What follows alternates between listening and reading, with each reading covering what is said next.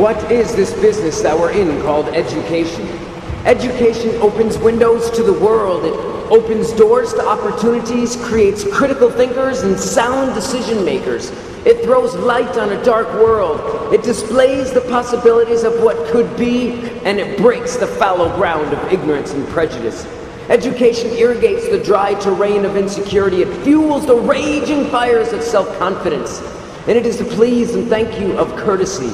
It is what lifted Romeo over the walls to meet his Juliet, and it is the end of their parents' generational feud. It is the ripping of the veil over the eyes of the passive government while bigots rule. It is the I'm sorry from the teenager who did not get caught but by his own conscience. Education rakes in the leaves of fallen ideas, gathers them into piles, and begs those brave enough to jump in. It is the song that ignites a revolt against injustice, a satire that urges a people to rise up against the tyranny. Mario Vargas Llosa stated so eloquently after winning the Nobel Prize for Literature that dictatorial regimes deny access to books, for in those books is contained the power to awaken the critical spirit, which causes people to wonder, to question, to seek answers. What can be more fearsome to a terrorizing leader than an educated people? And what can fend off sickness and disease like an educated people? And what can drive greed and selfish ambition away like an educated people? And what can ease tension and resolve conflict like an educated people? Tell me, what can heal the scars of cruelty but an educated people? And what can resurrect a people from the depths of mediocrity but education? Oh, my people, my brothers and sisters in this powerful profession, education is the height of importance. Good morning and welcome to the T3 conference, where we are part of this powerful profession. I'm an educator, a teacher, and a leader, and you too are leaders in this powerful profession, the height of importance. I have a friend of mine who lives about 2 hours outside of Tegucigalpa in a small village called Las Botijas. And there Aaron is teaching, but he's teaching using farming. And one of the things he does is he has lots of crops. He's got corn and sugarcane, onions, cabbage, and beets. And he's teaching some of the local farmers some of the more modern farming techniques, modern in the last 100 years. And so he's got this patch of beets. And in this patch of beets, there's twice as many that should be there, which means that they will all die. So he instructs one of his farmers, I need you to take out every other beet and transplant them into that field over there. And his worker says, okay, but I can make a pile of them right over here. The farmer says, no, I want you to take out every other beet and just transplant them over there.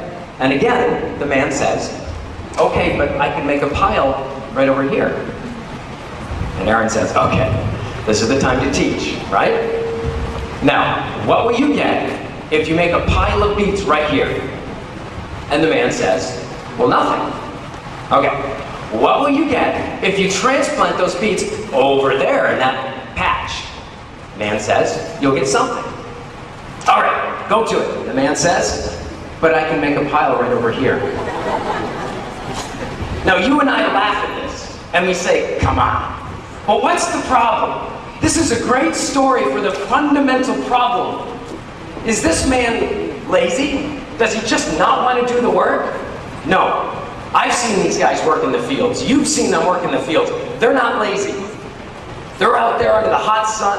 They're there from the early morning until the late evening. They're working with shovels and pickaxes. They're working with oxen. There's no tractors. They're not lazy.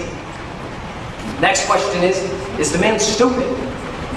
No, he's actually one of Aaron's best workers. He takes initiative.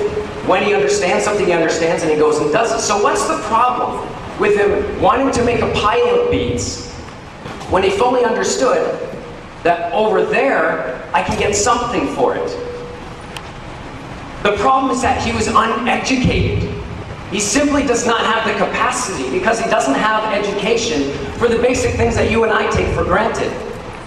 Things such as consequences, future planning, improving for efficiency, ramifications, all of those things that you and I take for granted, he simply does not have, only because he does not have education. The basic conceptual thinking, they begin in the early years. And then we add on to that in education, consequences. And then we add on to that even more, we add on what will happen with those consequences. Are they negative or positive? And then even further still, we add on to that, let's make this more effective.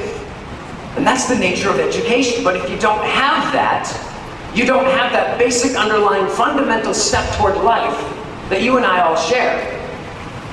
Now what about the identifying shapes and colors and words? All of that comes from education. Hey Mary, can you hand me the pan over there? No, the other one, the round one, the one with scratches on it. Those are all descriptors that come from education, from teaching and being taught. It's much like a glass of water, where a little kid can know that if I push this over, the water will spill out. And when the child gets a little older, she'll understand that if I push that and the water comes out, something's going to happen to the table here. And then when she gets a little bit older, she might understand that those consequences are negative. And because they're negative, I might need to do something about it. And when she gets even older, she'll understand that I need to take care of the water that's on the table and on the ground right now. And then when she gets even older, hopefully, she's learned responsibility to do it all. And then even further removed from all of that, she'll understand that I can't put the glass of water on the edge of the table. I need to actually move it over so that none of that all happens. But where does that come from? It comes from education. Education is the thing that will drive nations. What about expressing oneself? How can we intelligently, convincingly share an opinion without the means to do so? An idea shut up in the mind is an idea never born. So how do we do that? Aristotle said that he who can master words and thought can master anything. How can we tell our sweetheart that we love her without the words, the rhythm, the rhyme, the poetry to do so? To be like Elizabeth Barrett Browning, who said, how do I love thee? Let me count the ways. I love thee to the depth and to the height and to the breadth my soul can reach. I love you with the breath and with the smiles and tears of all of my life. And if God so desire, I shall love thee but better after death. Where does that come from? But education. You see, we teachers are heroes. We're heroes of another sort. Because we don't just stand in front of students and talk. We don't just stand up there and waste their time and waste our time. We actually do something.